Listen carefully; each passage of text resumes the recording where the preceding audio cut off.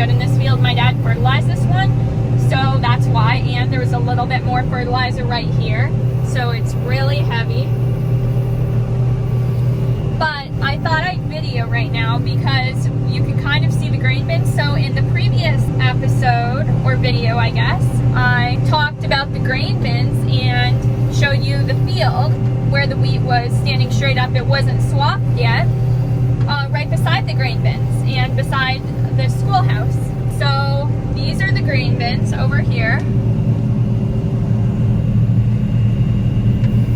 They're those same grain bins, and this is the field I was talking about. So I just had to video and talk about the wheat here because it's just amazing.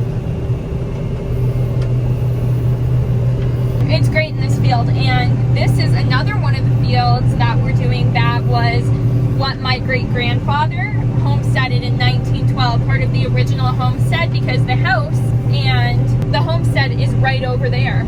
So I'll show you when we go by. There's a little reservoir and the elevator, not the elevator where you sell your wheat at, but it's a place for storage that my great-grandfather built. So I'll show you that because it's a great view, and this is one of my favorite fields. We harvested barley here last year, and it's just amazing to think of my heritage and how amazing, just how great it is to harvest the same field my great-grandfather once did in 1912. He had purchased other land, but this is the original homestead part that he had. I can't remember the exact acreage they got when they homesteaded, but this was part of it. So there's not very many rocks because they picked rocks a lot and everything like that. So it's just a really great field, and I love it. And plus, I get to see the house right as I drive by, which is kind of nice, and the elevator, and just, it's nice to be here and out in the field today. It's a really great day. It's a little bit cloudy. You can't really, or not cloudy, but more or less, not foggy either, but it's just not the clearest day. You can't see the mountains. And that's the start of today. I will make sure to video when we go by the house, and also video maybe when we go by the grain bins to get a close-up to see exactly where we are in relation to the field we're cutting in. In order to keep a straight line combining, you have to kind of drive combine like you would drive a car. Not exactly, but you always have to look straight down the field to make a straight line, and when you turn, you always turn back with the steering wheel.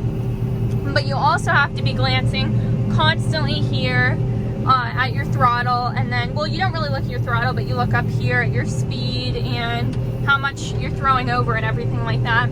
So there, over there are the grain bins.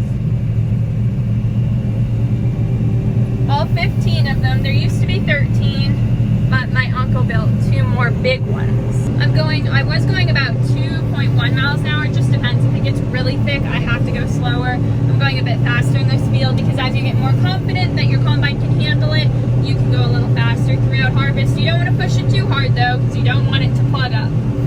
That's kind of what I'm up to right now. Lunch was very delicious. Our cook is absolutely phenomenal. She's the nicest ever, and so I always enjoy having lunch and getting to see everyone too, all the other parts of the crew. Some of the photos you can get here are just truly incredible. So that's kind of what we're up to today, and that's what's on the agenda. If anything super interesting happens, I'll make sure to come on here and document it. Right now we have a bumper crop. I mean, this is really good right here. Huge swaths. I think this is the section where it got a little more fertilizer, so that's part of the reason, but we have a really good field right now. Are you running along at 2 or what?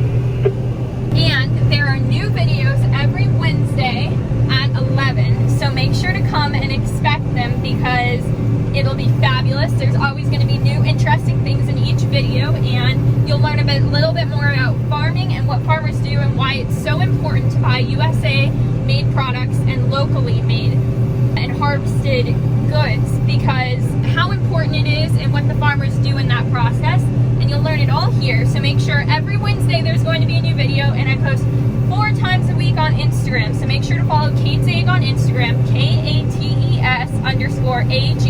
and like and subscribe this video. It would mean absolutely a lot, and make sure to comment down below if you what it was, what you didn't know before about farming.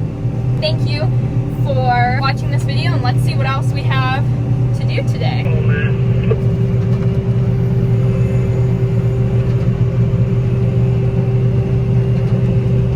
Honestly, you need to run that auger a little bit more to let it empty out some more. That's why that stuff is at the top. That thing leaks a lot of grain into that thing, even when it's shut off. Probably needs some sort of adjustment. Are you empty? No, but there's the gate lets a little bit through. I'm feasibly empty. I don't have enough to really worry about putting in the truck. Okay. Yeah, you should let that run a little bit longer because there was still a little bit coming out. Oh, you're saying the gate doesn't totally close. I get it. Okay. Yeah, it almost seems to fill up. You know, it needs some sort of adjustment inside. I haven't been in there because, you know, it's hard to get in and out of that thing. Do I need to dump in Darcy again here? Yeah, I don't think Austin's probably going to make it. I'm at the east-south corner of the field. I don't know how full you are. Won't make me for sure. Right now we're coming up on the grain bins. This is where I was videoing in the last video. Right there, all 15 of them. And we're just headed west right now. My grain tank full buzzer just came on.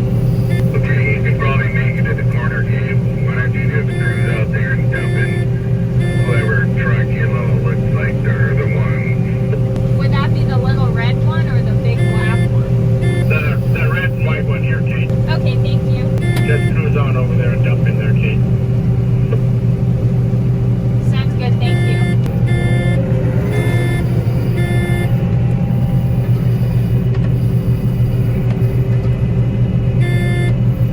I think that Warhorse is better wheat.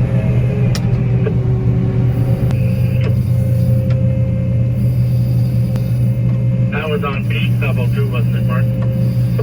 No, after I planted the peas down there, I planted winter wheat on it or something, and it was nice wheat too. So here we are at the bins that we saw in the last video, and then there I'm dumping in this tandem truck, this red and white one.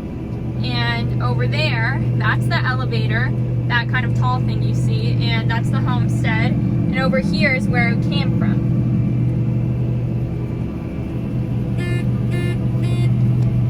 Why don't you let me dump in your Austin, and then I'll be okay for longer.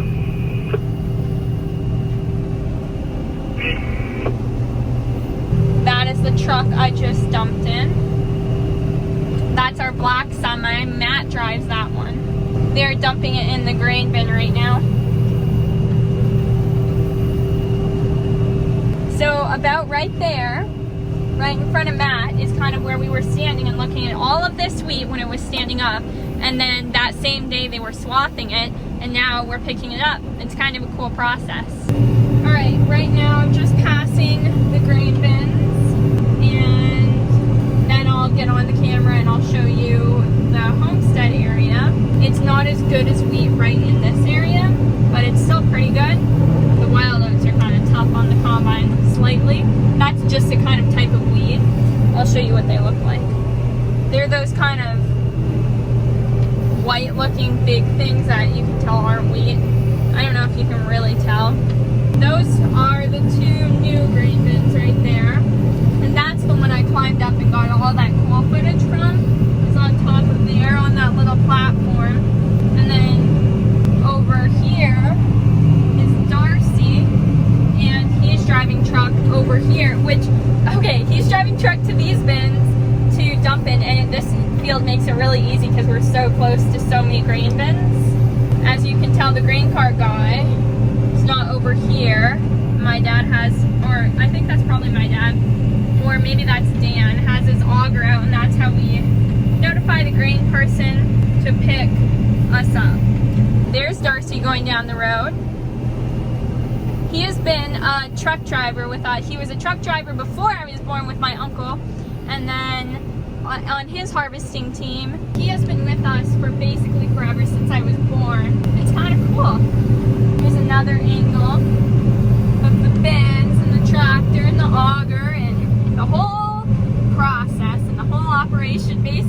have your combine people, your car guy, and your bin people all in one right here, all in one clip. That's kind of cool. Right there is my grandpa's elevator.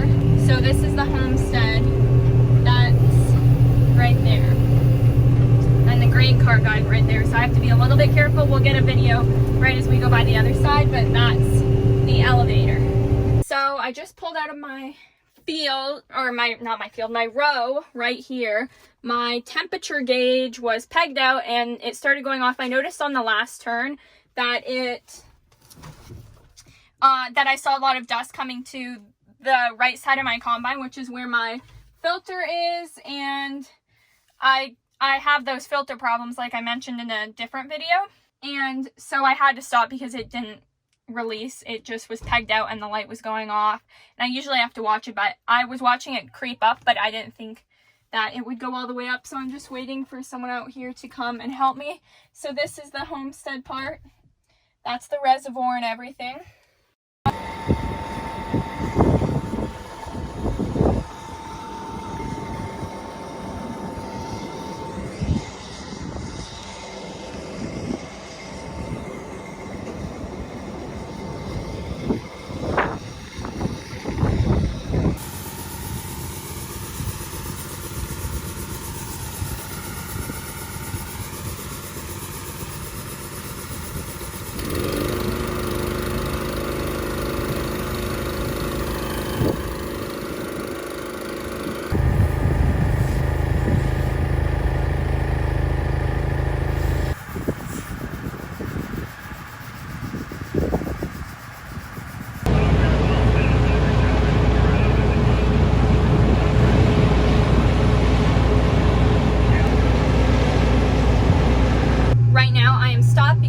There is a Coolie coming up and I'm full of grain, so you don't want to go down the Coolie when you're full of grain because your grain will spill over the top, and that's just never a good idea. And I wouldn't even be able to make it the length of the Coolie before it started raining on my roof.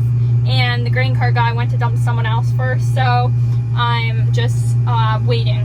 And then I'll just dump and then I'll go down the Coolie and we'll continue on the day. The temperature gauge is looking good now. Uncle Chris blew off the filter, so it is perfectly fine now, and hopefully we'll see if it does it next lap.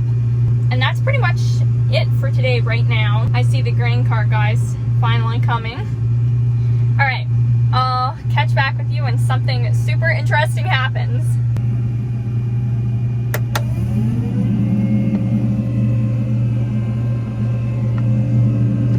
Right now, the grain cart guy is pulling under me so we can dump. And it's just right before the Coolie, so we'll stop for this one. Hopefully it pulls up straight, so I can just pull the lever.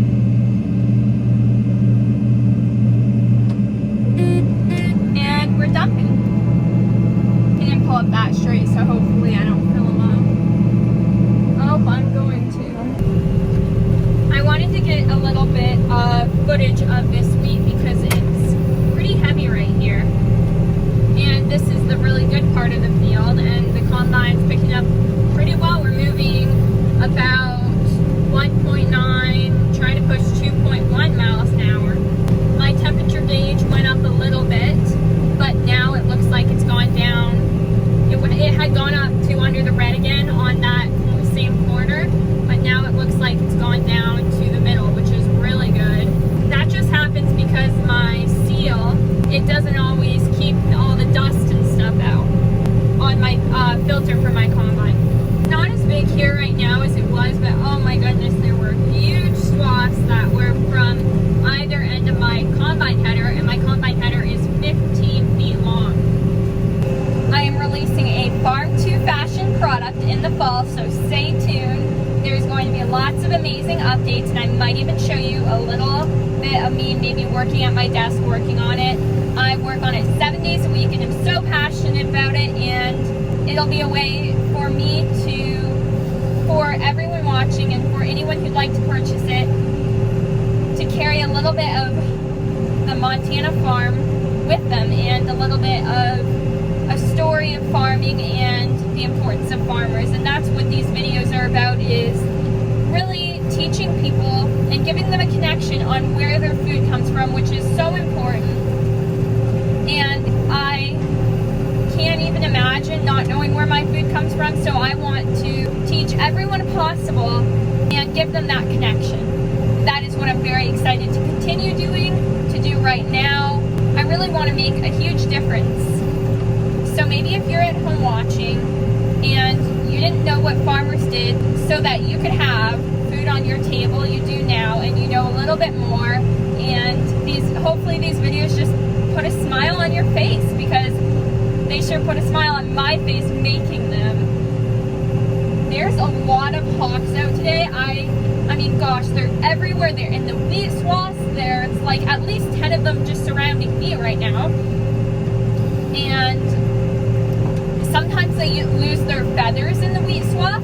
So then you stop the combine and you shut the header off and you shut the back of the combine off and you want to make sure your combine isn't going, because you don't ever want to get hurt and risk anything with the big machinery. But after you do all of those steps and are very cautious, you can walk out in the wheat field and grab their feather, which is so exciting because it's always fun to do that and to be looking out your window and seeing all the wheat coming in the header and then eventually see a hawk feather. It's just amazing. And I mean, right now I see a hawk. He just flew out of the wheat swath. But I mean, there's just so many around today. They weren't around at the beginning of harvest, but they just showed up like maybe, oh, my grain tank full light went off.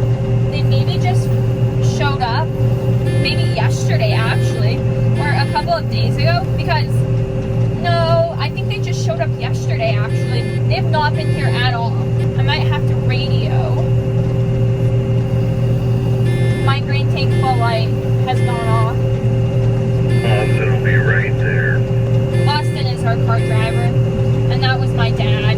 He's in the other combine. He's in the fastest combine. Dan's in the second fastest combine, and I'm in my favorite combine, which is the older one, and I love it. I mention this in every video, but how can you not? It's just such a good combine, and it always works. And even when the wheel falls off, it still works. Oh my gosh, that's going to have to be a full video because it's so absolutely crazy. If you just give your combine more power when the whole entire back wheel fell off, if you just give it more power, it keeps going. So that's very funny, and I guess I didn't notice it at all, but when people got in it, they thought the combine was tilted, but I didn't notice it. So the grain cart guy's coming. There's the grain cart guy. I might actually film this dump on the go because, I don't know, I haven't filmed a dump on the go yet today, and those are always fun, although the beeping is very annoying. It will stop beeping when I get some grain out of my tank. Actually, I might have to stop and just wait for him here, because I don't want to go too long. Sometimes you have to have the heater on in the combine, it's so cold, but it's actually usually warm out. But the other day it was very cold. Yeah, I was just waiting a little bit until you got closer because I don't know how much further I'd make it.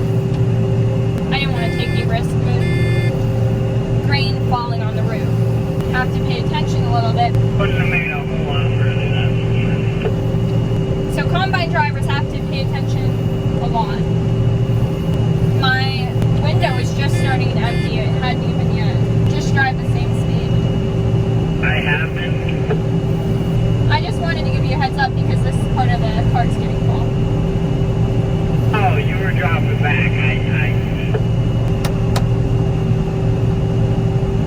I was going to slow down, so he's supposed to look at my combine and slow down when I slow down because the wheat swath might be getting bigger or whatever.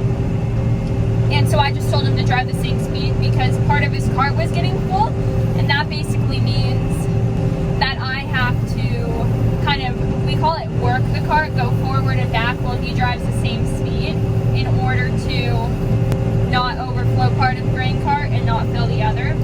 So that's what I was doing, and he had just assumed that I was trying to tell him he was going too fast or too slow or changing his speed, but so that's why I radioed again and he figured it out. Alright, we're starting our next row. There's not too many left. Oh, maybe there is. Maybe there's more left than I thought originally. I thought we were going to maybe be done with the field before lunch, but I don't, or I mean, excuse me, before dinner, but I don't think we will be. I think it's too big. I thought I'd make a little video talking about my combine conference call and who it was with. So it was with my design mentor, Murray McCory, and he's the most phenomenal person to talk to because I just learned so much. He was the founder of JanSport, and it's absolutely incredible that I have the opportunity to talk with him about the product I am developing. So that is very, very exciting. So make sure to stay tuned, and I'll keep you updated on everything to come. Murray McCory is the best mentor ever. I mean, absolutely, he's incredible. I'm so appreciative that I have the opportunity to learn from him. So we just got back from dinner, and dinner was very delicious. We had banana bread. Our cook made the most delicious banana bread ever. I can't even describe it. It was so good. I love banana bread. And we also had, I had grapes. That was yummy. We had spaghetti and a salad. And I love having salad. That's my favorite thing to eat. One of my favorite things. I think we're going to finish this field tonight. My dad wasn't sure. I asked him at dinner, and at first I thought we were going to finish it from before dinner, and then I saw the rest of it, and I thought, oh my gosh, I forgot how big it was. And then it does look like we're going to finish it though. So I'll grab the camera and kind of show you what it's looking like for me. We've got a large wheat swath. This is where it's really large at. And then over here we have the grain car driving by, and then we have the home place. The grain bins are kind of way up there in that corner, and the other combines. So we literally only have like that much for rows. The big rows are the ones we have, and the rest is just the straw from our combines. So it's not that much. We probably won't move fields tonight though. We'll probably finish this one and be done for the night. That's what I would assume. I'm not positive. Well, I'm kind of positive. We might, if anything, if we got done earlier with this field, we might just move the combines and park them in a different field so that they're ready for morning. Wow, this is really good wheat here. I think I'm going to have a sip of water. My water jug is actually very large, and sometimes it's challenging to drive combine and drink water because not only do you have to take both hands off the wheel to lift this, you also have to take your eyes off the swath, which is not always good, but sometimes it's okay in certain places. Usually I'll just slow down a bit so I won't be maxing it out so nothing bad will happen. Very delicious, and it's very important to keep hydrated on a combine because you spend a lot of hours just sitting. Sometimes it's hard to remember to drink your water when you have to use all of the controls, but I try and make sure to. I actually haven't been doing a very good job of that these last couple of days, but I'm going to get better. I thought I'd video myself a bit more driving combine. Now the other two combines are coming up pretty close. The sun is starting to set, and it's reflecting off the reservoir. And over here, we've got the other combines coming. There's the sun. Both of them actually pretty in line. There he is. I think that's actually, it's possible that that's my dad. I'm not positive. It's really hard to tell actually. So I thought I'd just video right now because this row was so hard to find.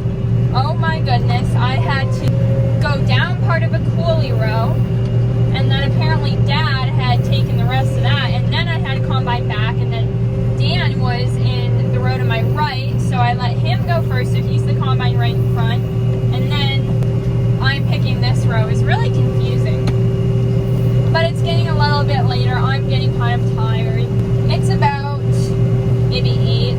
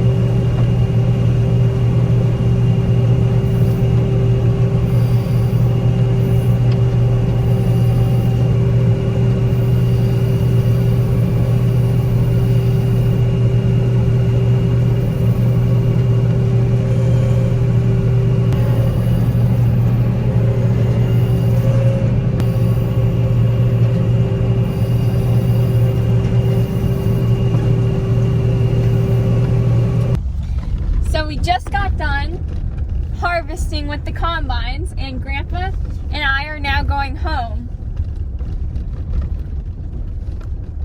Isn't that cool? Yeah. Say bye to the camera, Grandpa. Uh-huh. Say bye. Goodbye. Thanks for watching.